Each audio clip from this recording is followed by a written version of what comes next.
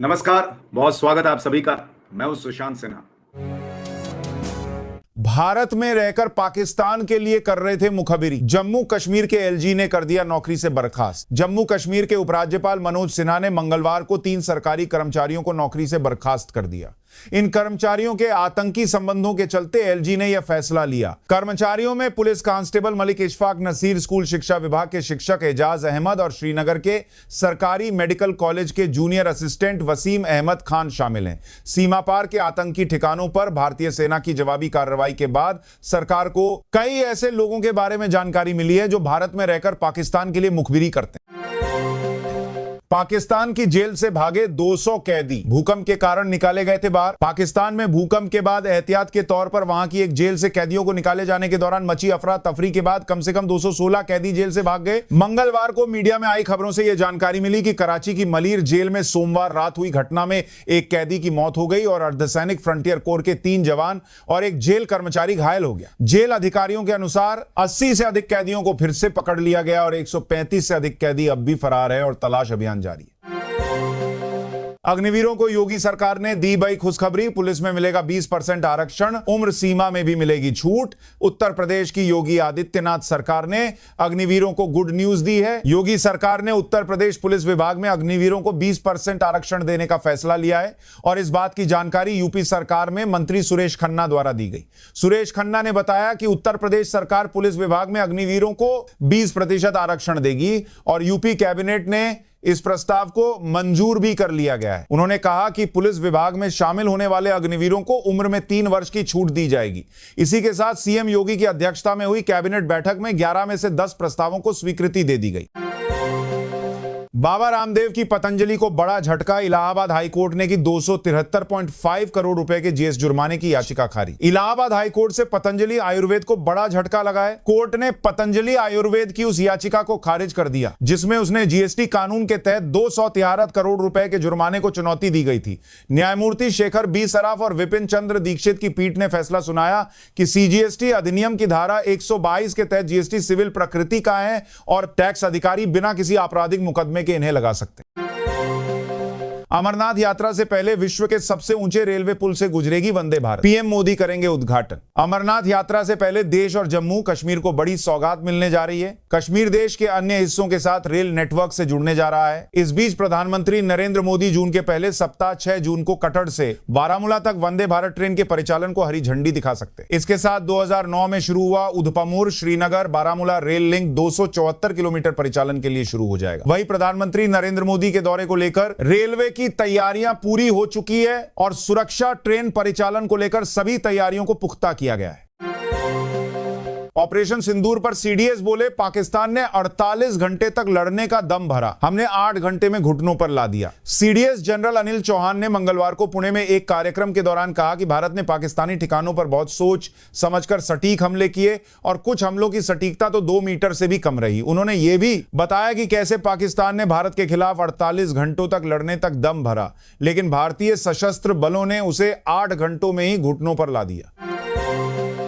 कमल हासन हो या कोई भी कन्नड़ भाषा विवाद पर साउथ एक्टर को है हाईकोर्ट की फटकार, कहा फिल्म क्यों चलाना चाहते हो फिर। कन्नड़ भाषा को लेकर विवादित बयान देने के बाद कमल हासन की मुश्किलें कम होने का नाम नहीं ले रही हैं। कर्नाटक में उनकी फिल्म ठग लाइफ की रिलीज पर बैन लगाने की मांग के बीच एक्टर ने हाईकोर्ट का दरवाजा खटखटाया तो मुंह की खानी पड़ी। अपने बयान के लिए माफी ना मांगने को लेकर कमल को हाईकोर्ट ने फटकार लगाई है। हाईकोर्ट ने कहा कि किसी भी नागरिक को भावनाओं को ठेस पहुंचाने का अधिकार नहीं है। कोर्ट ने कहा कि पानी, नील, बाशी ये तीनों चीजें ही नागरिकों के लिए जरूरी हैं। देश का बंटवारा भाषा के आधार पर हुआ था। अगर एक पब्लिक फिगर ही ऐसा बयान देगा तो क्या होगा। इतना ही नहीं, हाईकोर्ट ने आगे यह भी कहा कि कमल हासन हो या फिर कोई भी किसी को लोगों की भावनाओं को ठेस पहुंचाने का अधिकार नहीं है, ऐसा कोई नहीं कर सकता। आसानी से मिलेगा लाखों का education loan, Punjab national bank ने की ब्याज दर में कटौती। देश के दूसरे सबसे बड़े पंजाब नेशनल बैंक ने विद्या लक्ष्मी योजना के तहत एजुकेशन लोन पर अपनी ब्याज दरों में 20 बेसिस पॉइंट की कटौती की है। यह लोन उन छात्रों के लिए उपलब्ध है जो क्वालिटी हायर एजुकेशन इंस्टीट्यूट में अपनी योग्यता के आधार पर एडमिशन लेते हैं। 16 पार्टियों ने पीएम नरेंद्र मोदी को लिखा पत्र, संसद का विशेष सत्र बुलाने की मांग। ऑपरेशन सिंदूर पर चर्चा को लेकर देश के 16 सियासी दलों ने पीएम नरेंद्र मोदी को पत्र लिखा है। इन सभी दलों ने पीएम नरेंद्र मोदी से संसद का विशेष सत्र बुलाकर ऑपरेशन सिंदूर पर चर्चा की मांग की है। इस बीच दिल्ली में एक प्रेस कॉन्फ्रेंस में टीम सी के नेता डेरेक ओब्रायन ने बताया कि इन पार्टियों में Congress, Sapa, AITC, DMK, Shivsena, UBT, Rajad, JKNC, CPIM, IUML, CPI, RSP, JMM, VCK, Kerala Congress, MDMK, CPI शामिल हैं। इंतजार होगा खत्म, वैष्णो देवी से सीधे कश्मीर तक जाएगी ट्रेन, जल्द पीएम मोदी दिखाएंगे हरी झंडी। प्रधानमंत्री नरेंद्र मोदी 6 जून को श्रीनगर और कटरा के बीच 2 स्पेशल डिजाइन की गई वंदे भारत ट्रेनों को वर्चुअली हरी झंडी दिखाएंगे। यह प्रोग्राम एक ऐतिहासिक माइलस्टोन साबित हो सकता है, क्योंकि कश्मीर घाटी को पूरे देश से जोड़ने वाली रेलवे लिंक का निर्माण पूरा हो गया है। वहीं यह प्रोजेक्ट 4 दशक पहले शुरू हुआ था। हरिद्वार जमीन घोटाला धामी सरकार की बड़ी कार्रवाई, 2 आईएएस और एक पीसीएस अफसर समेत 12 लोग सस्पेंड। हरिद्वार जमीन घोटाले में धामी सरकार ने बड़ी कार्रवाई की है। मामले में 2 आईएएस और एक पीसीएस अफसर समेत कुल 12 लोगों को सस्पेंड कर दिया गया है। मामले में डीएम, एसडीएम और पूर्व नगर आयुक्त पर भी गाज गिरी। अब विजिलेंस जमीन घोटाले की जांच करेगी। यह मामला 15 करोड़ की जमीन को 54 करोड़ में खरीदने का है, जिसमें हरिद्वार नगर निगम ने एक अनुपयुक्त और बेकार भूमि को अत्यधिक दाम में खरीदा। न भूमि की कोई तात्कालिक आवश्यकता थी, न ही खरीद प्रक्रिया में पारदर्शिता बरती गई। शासन के नियमों को दरकिनार कर यह घोटाला अंजाम दिया गया। शेयर बाजार में मचा भूचाल, सेंसेक्स 600 पॉइंट गिरा, निफ्टी में भी 170 अंक की गिरावट दर्ज। इस सप्ताह लगातार दूसरे दिन शेयर बाजार गिरावट के साथ बंद हुआ। सेंसेक्स और निफ्टी मंगलवार के कारोबारी सत्र में लाल निशान पर बंद हुए। सेंसेक्स 659 अंक की गिरावट के साथ 88,715 अंक के आसपास बंद हुआ, जबकि निफ्टी 179 अंक की गिरावट के साथ 24,536 अंक के आसपास बंद हुआ।